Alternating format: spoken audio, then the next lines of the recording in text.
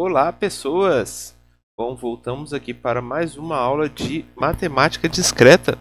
Vamos aí dar continuidade naqueles nossos conhecimentos sobre indução, onde hoje eu vou apresentar para você uma característica ou uma coisa que é extremamente necessária, extremamente importante para qualquer pessoa que programa, que desenvolve programas, que faz programação, que muitas vezes a gente acaba esquecendo ou simplesmente vai considerando aí lógicas que o nosso compilador, que o nosso programa já desenvolve.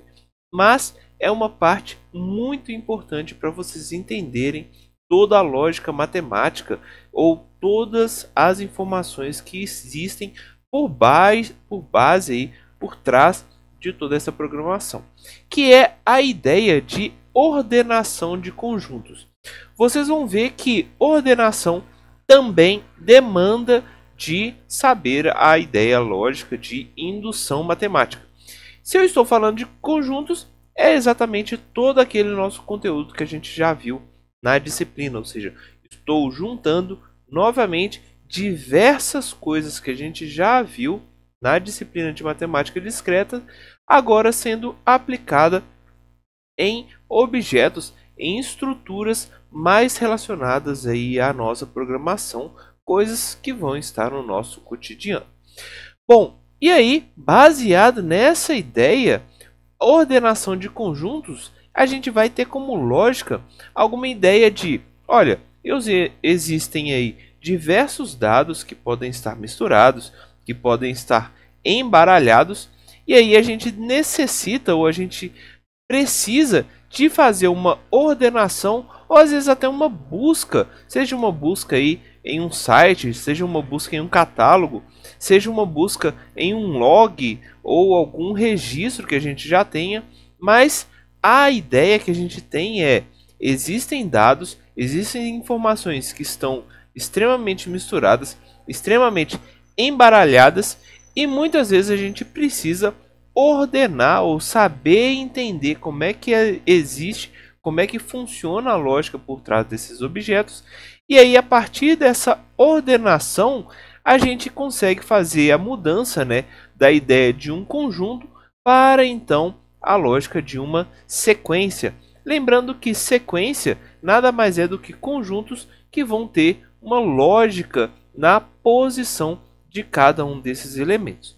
E aí, para facilitar, para também trazer essa ideia para algo nosso cotidiano, algo rotineiro, eu gosto muito de utilizar aqui a ideia do jogo Paciência, ou o jogo também chamado de Solitaire, que seria a ideia de, olha, você está sozinho, você tem um baralho completo com 52 cartas, e aí você precisa lá naquele ócio, naquele momento sem nada para fazer, você precisa ordenar essas cartas.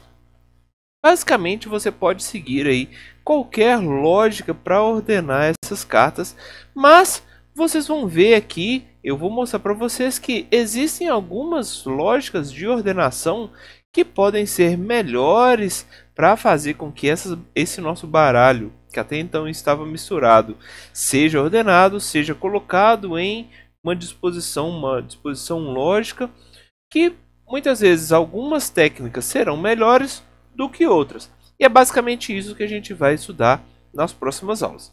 Então, a ideia que a gente tem num primeiro momento é, existe aí um conjunto de cartas que estão todas misturadas, existe um conjunto aí que a gente está totalmente aleatório em posições distintas, não necessariamente precisam estar ordenados, né? Essa ideia de ele pode estar literalmente misturado sobre uma mesa sem ter que esteja aí sobre uma pilha ou algo do tipo, mas a gente tem essa ideia de que, olha, existe um conjunto totalmente caótico, totalmente aleatório aqui, tudo misturado, tudo jogado, e a gente precisa ordenar esses carinhas, ordenar essas cartas.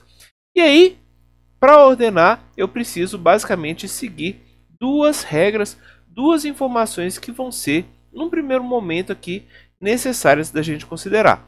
Primeiro, a gente ordena essas cartas, né?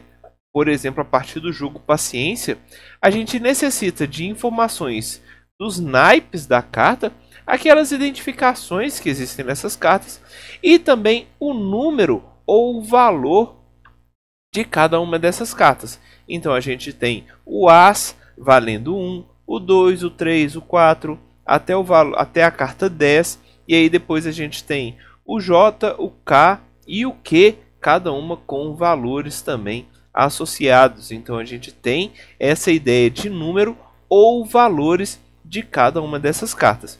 E o nosso objetivo é ordenar, ou seja, fazer, por exemplo, uma ordem da menor carta do As até a maior carta, o K, que tem aí, no modo geral, o valor 13. E aí, baseado nessa lógica, a gente pode seguir diversos métodos, que é mais ou menos o que eu vou mostrar para vocês aqui. Olha, uma primeira possibilidade que a gente pode fazer essa ordenação seria o seguinte, olha, a gente vai pegar as cartas todas misturadas e aí eu vou simplesmente buscando o As, então eu procuro ali dentro daquele meu baralho o As e coloco um As aqui, por exemplo, o As de copas em uma determinada posição. E aí novamente eu busco ali no baralho o outro As, encontro, coloco ele na segunda posição. E aí assim por diante para todos os Ases. Depois eu procuro a carta número 2, então eu vou procurando a carta 2 de copas, encontrei o 2 de copas, coloco aí na posição. Procuro o 2 de espada, encontrei o 2 de espada, coloco ele na posição e assim por diante. Entendam que este método é um método de organização das cartas, funciona, mas eu não estou trabalhando aqui com a ideia ainda de será que esse método é bom, será que esse método é ruim, mas, querendo ou não, este é um método. A ideia é de eu buscar carta a carta, posição a posição, para fazer essa ordenação.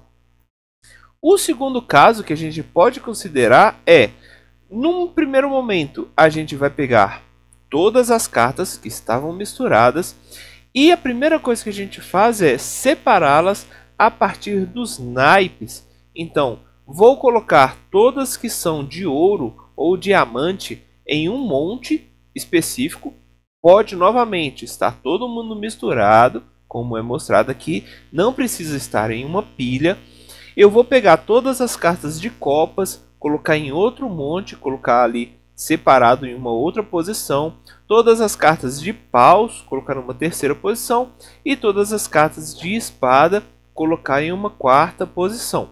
A partir desses montes menores, desses conjuntos menores, aí sim eu faço a separação uma por uma dessas cartas. Então eu vou pegar um monte de ouros isolado ali, só com elas, vou separar e vou procurar ali cada posição, o As, o 2, o 3 e assim por diante. E aí por fim tem um monte de ouros todo separado, todo ordenado.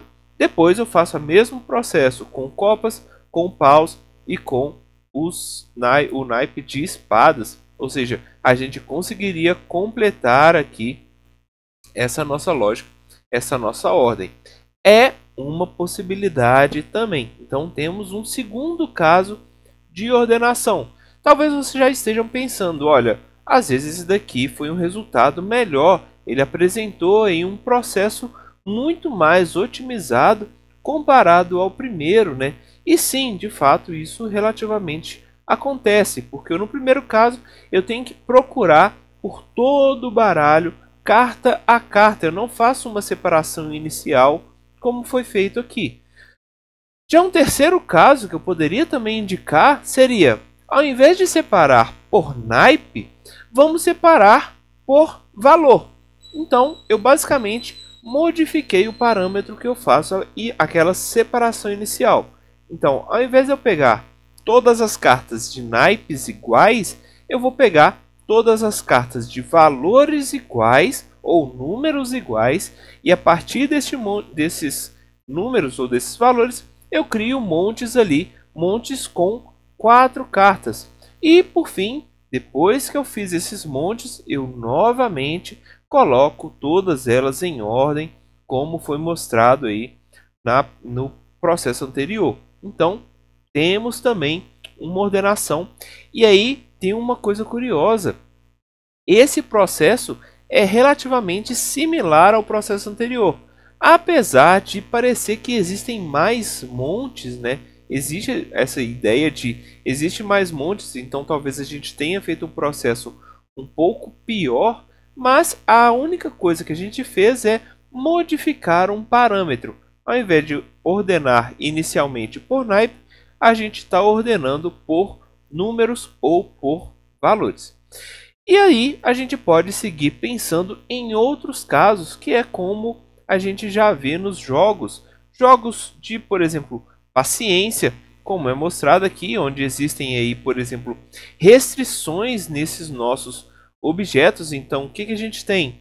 A gente vai observar aí apenas 7 cartas sendo mostradas inicialmente. Existem aí cartas que vão demandar de uma liberação prévia, né, dessas cartas que estão em cima. Então a gente vai ordenar elas de modo a conseguir observar essas cartas, fora esse monte que pode abrir uma única carta, pode abrir 3 cartas. Então a gente vai criando métodos para um pouco dificultar essa ordenação, mas como resultado final a gente consegue também ordenar. E aí a gente já está pensando, né, na criação de jogos nesse formato. Existe a possibilidade, é possível resolver, isso é uma coisa extremamente necessária, né? É possível resolver esses sistemas, ou seja, o jogo ele tem que ter uma solução, mas essa solução ela pode ser um pouco mais fácil ou um pouco mais difícil, ela pode se tornar dificultada aí a partir de técnicas ou de estruturas que a gente for criando. E aí, a partir dessa lógica de restrições, de dificuldade, a gente pode pensar também no formato que é o jogo já relativamente antigo, chamado Free Cell, que todas as cartas estão abertas para a gente, então não existe mais aquelas restrições de eu ter que abrir uma única carta por vez para conseguir fazer a ordenação. Não, aqui eu já sei quais são todas as cartas. E aí existem posições que são criadas aqui para fazer movimentos. Existem aqui a nossa posição onde a gente vai de fato criar a ordenação. Então, tudo isso daqui são formatos também de ordenação com maiores restrições, obviamente, para tornar o jogo legal, para tornar o jogo cada vez mais difícil e instigar vocês também a resolverem esses problemas. E aí, agora sim, eu gostaria de mostrar para vocês que todos esses métodos que foram apresentados aqui são relacionados a algoritmos de ordenação. E esses algoritmos a gente vai associar também a ideia de conjuntos, vai associar a ideia de sequência, vai associar a ideia de indução matemática. Todos esses processos envolvem tudo isso que a gente demanda. E aí, tudo isso também está presente em programação. Por que exatamente relacionado à programação? Olha só, o que a gente pode pensar nesses métodos que a gente vai desenvolver, que a gente vai analisar nas próximas aulas. Olha, a gente precisa pensar, por exemplo, em uma velocidade de ordenação, porque a gente não quer que um processo seja muito demorado. Então, se eu tenho um conjunto de dados muito grande, por exemplo, aí a ideia nossa de hoje em dia chamado de Big Data, então se a gente tem uma quantidade de dados relativamente grande, talvez ordenar seja um processo aí muito demorado. Então, quanto mais rápido for esse processo de ordenação, melhor é para a gente. Além disso, qual que é o número de interações, quantos passos eu vou ter que fazer para criar essa ordenação? Então, número de passos também vai estar associado aí a uma informação muito necessária muito importante da gente trabalhar também em programação. Além disso, será que é possível, existe aí uma estabilidade do método, ou seja, será que é possível a gente conseguir concluir esse processo, ou a gente simplesmente criou uma estrutura que ela simplesmente não consegue organizar, ela vai simplesmente dar uma tela azul, travar o nosso computador e falar, olha, não é possível fazer esse processo, ou esse seu jogo ele simplesmente não tem solução. Então, este processo também, essa ideia de estabilidade é extremamente necessário, porque as coisas precisam fluir, as coisas precisam acontecer. E, por fim, que está associado também a tudo isso daqui atrás, mas mais voltado aí na ideia de programação é qual que é o consumo de memória que esse método que a gente está criando, que a gente está desenvolvendo ou que a gente está programando, qual que é o consumo que ele está criando nesse nosso computador. A gente está usando muita memória. Será que a nossa memória está explodindo? Ela não tem mais possibilidade? Ou a gente está usando pouca memória aí? Está sendo um processo relativamente bom ou relativamente eficiente para a gente. Então, todos esses passos serão necessários também de serem analisados para cada desenvolvimento de ordenação que a gente vai ver nas próximas aulas. Beleza, gente? Então, aguardo vocês nas próximas aulas para observar aí diversas técnicas que a gente utiliza para fazer essas ordenações. Valeu, gente. Paz. Até mais.